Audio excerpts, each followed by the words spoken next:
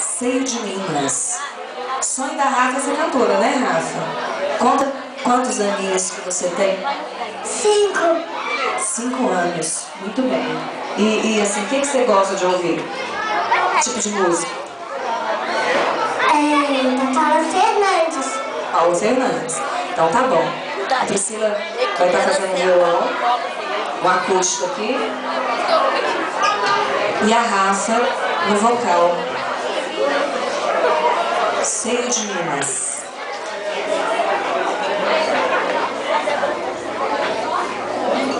Enquanto as meninas vão ajeitando aqui, o Jaime já pode ficar no jeito, tá? O aluno Jaime não é um professor, não. Pode ficar preparado. Próximo número, tá, Jaime? A Rafa é nossa aluna de musicalização infantil. Na musicalização ela já experimentou teclado, violão, flauta doce, piano, o que mais? Bateria. E assim, você já pensou em qual instrumento que você vai tocar? Microfone. Tá, mas além do microfone, qual instrumento você vai cantar no microfone? Qual você vai tocar? Violão, teclado, bateria, qual?